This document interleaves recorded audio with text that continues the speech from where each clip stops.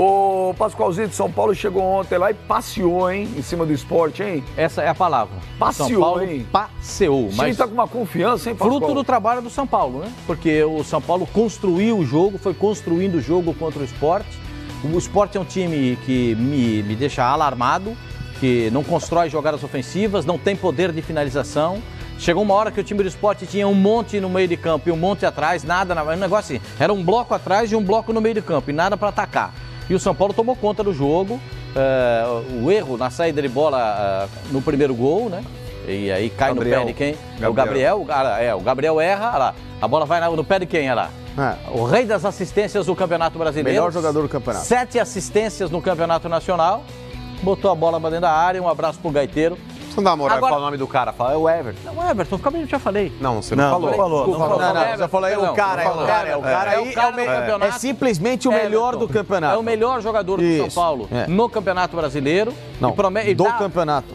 Na minha opinião, ainda não. Pode ser o melhor jogador. Quem é melhor que ele? A minha opinião, ainda não. Agora, Paquetá só que acontece tá jogando mais, seguinte, ele tá mais regular. Não acho. Opa, o Paquetá, o Facincani, não vamos se basear somente nas últimas partidas que o Everton fez. E, de fato, você tem razão. É um dos principais jogadores do São Paulo. Mas o Paquetá, ele vem sendo um jogador regular no Flamengo. O Paquetá começou de volante e ontem acabou de centroavante. Pra quem não sabe, tudo bem, mas... Pra quem não viu o jogo, o Paquetá começou de volante. Você tem razão, concordo contigo. Mas é que assim, no contexto do São Paulo, ele é um dos principais jogadores. Se a gente for colocar os dois, o Paquetá e o Everton, nos jogos grandes e decisivos, no do Flamengo e São Paulo, o Paquetá não jogou bem, o Everton Mas aí você tem que entender também que o Paquetá tá sacrificado, o Paquetá ele jogava mais avançado, agora tá jogando tudo segundo bem, volante. mas aí ele tem que decidir em qualquer posição, ele tem que ser uniforme e seja... O São Paulo ganhou do Sport. Ganhou do Sport com autoridade. 3-1. Achei a atitude do Diego Souza com muito respeito, principalmente com o goleiro do Sport, com o Magrão, né? Que na hora do gol ele não comemorou, ainda fez uma saudação pro Magrão. Você fala que é uma baita frescura, agora você tá... eu acho que é legal. Eu só tô exprimindo, eu só tô aqui expressando a minha... Você falou que achou legal a atitude do Diego Souza. Achei legal, vou repetir. Com outros jogadores ele começou a semana daquele jeito de novo. Eu achei legal a atitude do Diego Souza, ele não desrespeitou o São Paulo. Mas comemorar o gol é desrespeito. Ele fez uma saudação ao Magrão por conhecer o Magrão, saber do que o Magrão já fez pelo esporte, pelo conhecimento dele. O Hudson foi o melhor jogador do São Paulo Futebol Clube. O Trellis perdeu o gol. Mas tem que pedir desculpa para fazer gol agora? Mas ele fez uma reverência, ele não pediu desculpa. Ele fez uma reverência por tudo que construiu o Magrão. O Magrão tem 40 anos, goleiro que tem uma carreira brilhante no esporte. Bonito que ele fez, mas o Diego Souza saiu do esporte. Ele podia ter pedido pro juiz anular, né? Falou, eu não queria ter feito gol. É a obrigação dele como profissional fazer o gol. E ele foi lá fazer o gol. Sem nenhum problema. Não precisaria de nenhuma cerimônia dessa. Para concretizar o assunto. Fez 2 gols no Santos, ontem comemorou o gol. Não é desrespeito nenhum. Nenhum. E não deixa de gostar do Santos e de respeitar o Santos. E a torcida do Santos não se sentiu ofendida por ele ter Claro que não, pelo contrário. Ué, ele tá jogando em outro time, ele faz gol, ele tem que comemorar gol. Diego Souza saiu aplaudido pela torcida do esporte. O cara não pode comemorar gol contra esse time. Ele vai pedir desculpa. Não, o Pascoal já criticou. Eu acho. Ele já criticou essa atitude. Eu acho o seguinte, existem casos e casos. No caso do Diego Souza, eu estou me referindo à reverência dele ao Magrão, por conhecer o Magrão, por ter trabalhado com ele, sabendo que o Magrão é capaz. Essa expressão que tem o Magrão no gol do esporte. Quer dizer, se você fosse jogador e fosse jogar contra o São Paulo, você não fazia uma cena bonita ontem foi essa aqui. Quando o Diego Souza ele é substituído, ele é aplaudido pela torcida do esporte. Pelas duas torcidas. Aí legal. Pela torcida do São Paulo e pela torcida do esporte. Vamos colocar... Quer ver? Sobe o áudio aí.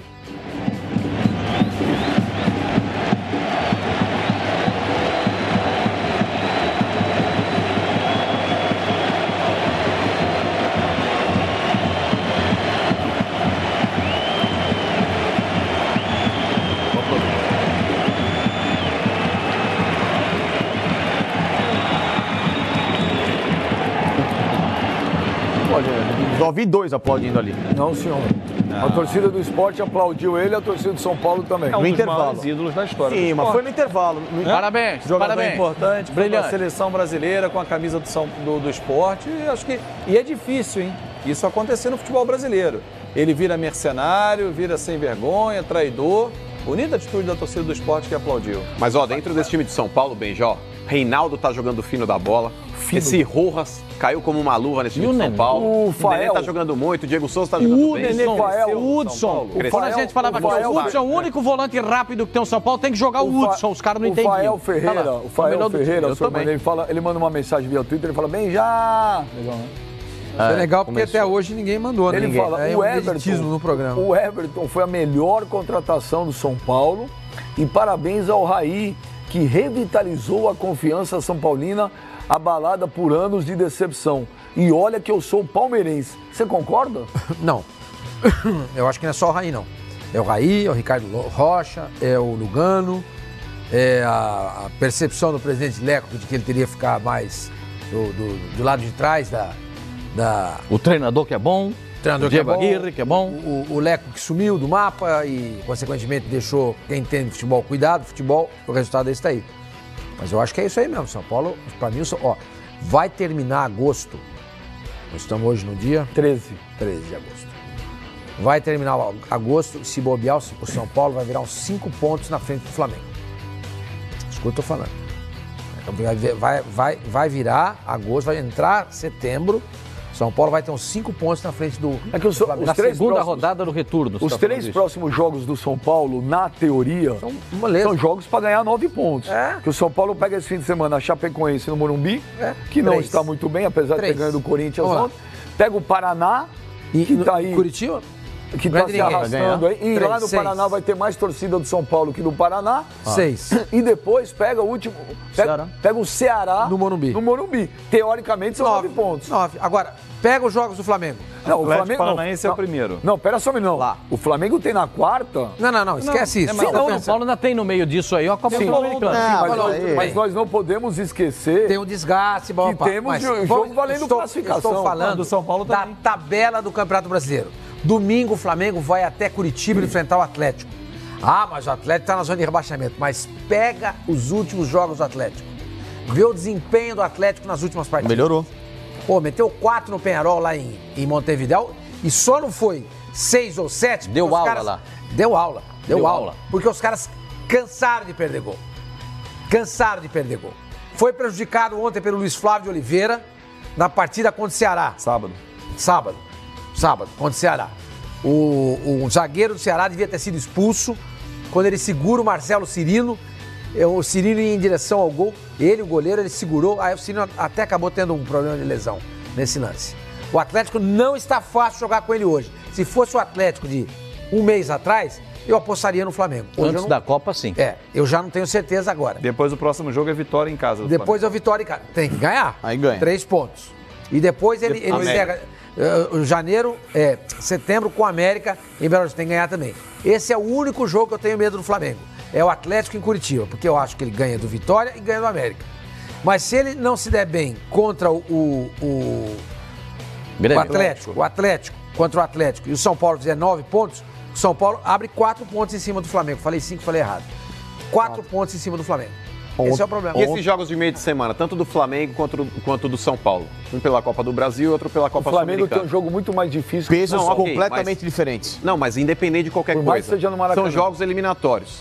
Uma eliminação para algum desses times aí pode gerar talvez aí uma queda de rendimento. O São Paulo já perdeu o primeiro jogo no Morumbi por 1-0. O foco do Se eu sou São Paulo, eu vou pro Sub-23 para lá. Imagina, é competição internacional. Título é título, não pode abdicar do título. Nós temos essa cultura aqui.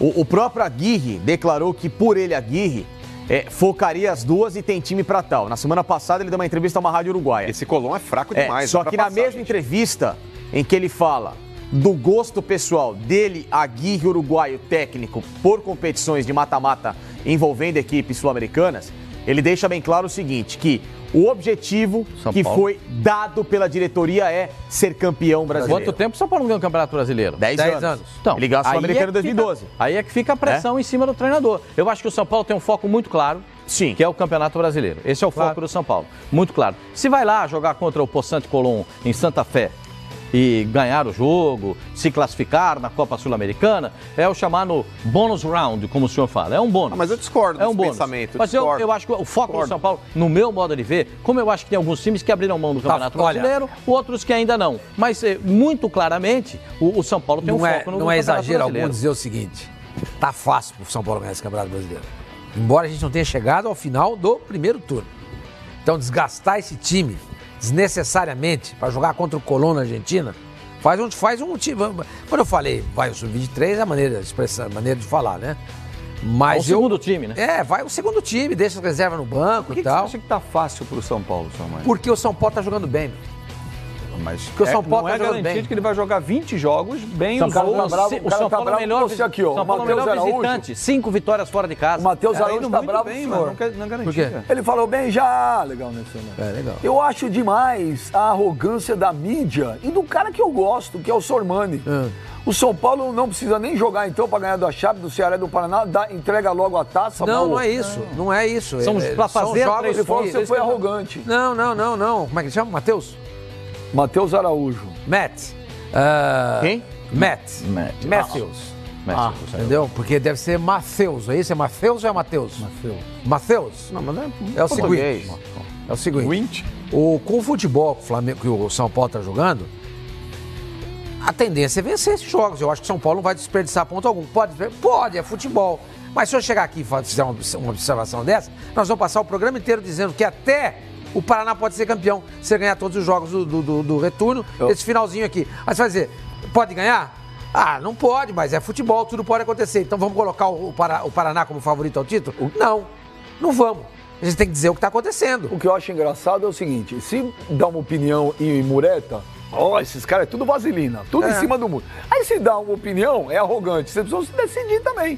O Everton foi a melhor contratação que um clube brasileiro fez em 2018? Dentro de campo, para o São Paulo, sim, Benji. Porque tem melhor contratação. Jogadores que fosse. Eu acho que a principal contratação do São Paulo... Fora do campo, não, peraí, eu vou te falar. A principal contratação do São Paulo, na minha ótica, foi o Aguirre. O Aguirre hoje... jogador, ele não falou de treinador. Peraí. Ele perguntou a melhor contratação do São Paulo. Entre os jogadores, Não, melhor contratação do futebol brasileiro também. Não, mas quando ele pergunta qual a melhor contratação do futebol brasileiro, eu colocaria hoje o Aguirre ainda à frente do Everton.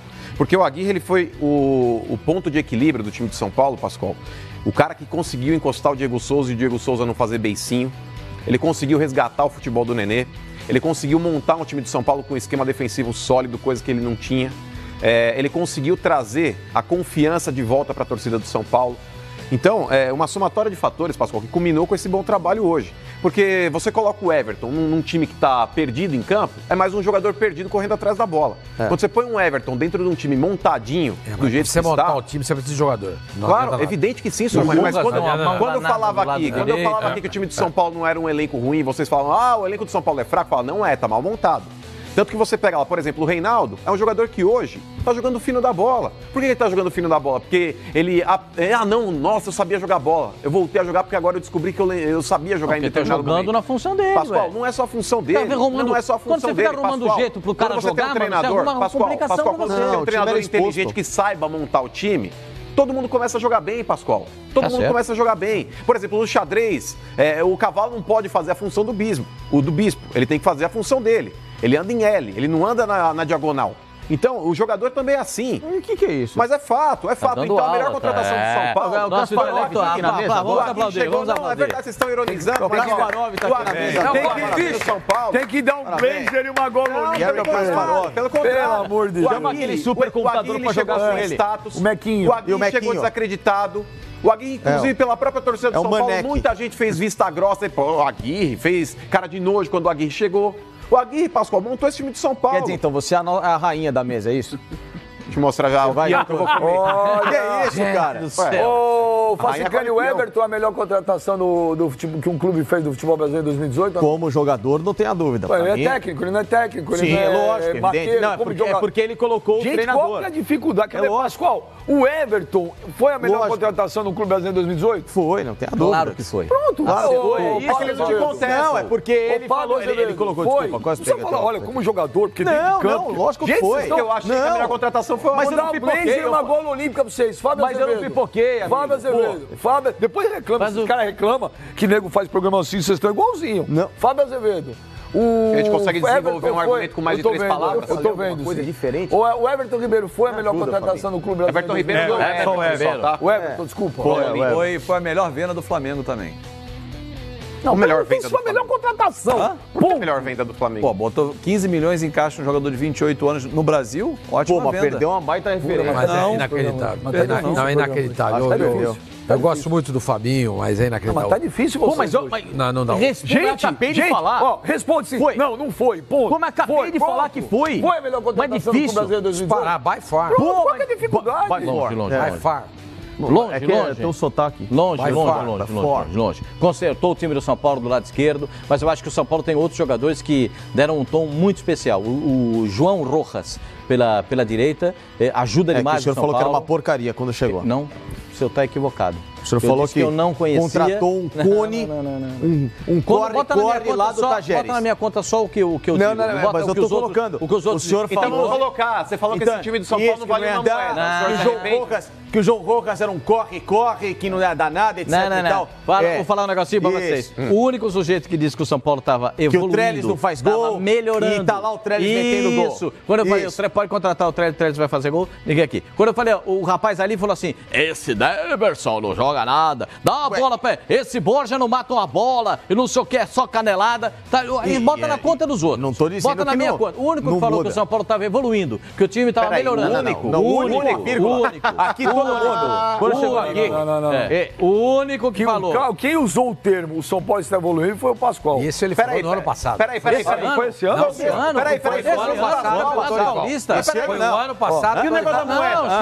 Não, Foi nada desse E o ano. negócio da moeda, vocês não vão Eu relembrar? não dava A moeda para o única São Paulo há pessoa? 2 anos. Ele falou, há 2 esse anos. time do São Paulo não vale uma moeda. Há 2 Não, anos. isso a gente tava em São Paulo. Há 2 anos ainda. Não, ele falou isso também. Falou esse Esse ano. negócio que o São Paulo está evoluindo e que o Banha já começou a zoar ele falou no ano passado. E esse ano também Nessa no Campeonato época, Paulista. nesse ano. Quando chegou o Aguirre. Nesse ano. Não. Esse ano eu falei da defesa. Não vem Parou. Claro que sim. Olha, Todo mundo falou. Quando o Aguirre pegou o São Paulo. todo mundo sabe que eu tenho muitas diferenças com o Pascoal, que nós não nos falamos fora do ar, é apenas no ar. Mas tem que ser justo.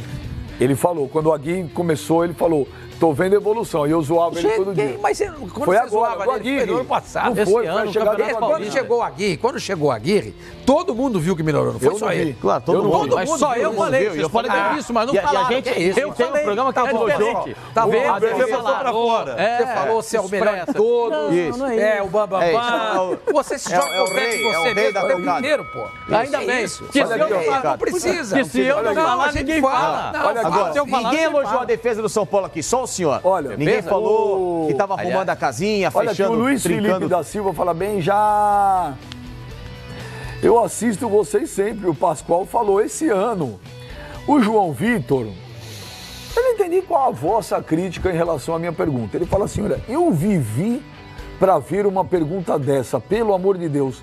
Porque eu pergunto, Everton foi a melhor contratação do futebol brasileiro em 2018? Ué, e qual o problema? E qual a dificuldade da pergunta? E não foi. Ele quer perguntar o quê? Ele falou, olha, eu vivi Qual o prato para ver preferido uma do pergunta Papa? dessas. Minha colocação foi tão ruim que virou GC lá, ó. Olha lá, Você ficou mudo por quê? Você não entendeu a pergunta dele, porque né? a primeira Eu vez acho que ele não entendeu o que Bem, você já, quis dizer. e depois da Copa do Mundo, eu tô com a classificação aqui do Campeonato Brasileiro. São Paulo é líder com 80% de aproveitamento. Em 5 jogos, 4 vitórias e 1 derrota. A derrota foi pro Grêmio em Porto Alegre. O Flamengo, que vem logo atrás, tem a 8ª melhor campanha depois da Copa do Mundo. Com um aproveitamento de apenas 47%. Não chega a isso, mas vamos arredondar. Então, é por isso que eu acho que pelo desempenho do São Paulo, porque o São Paulo, quando pegou os times difíceis, teve uma tabela complicada pela frente, ele ganhou fora de casa do Flamengo, Pau a pau. vencido, que era adversário dele, ganhou do Flamengo, perdeu pro Grêmio, ganhou do Corinthians, que é um time que traumatiza o São Paulo, e ganhou do Cruzeiro em Minas.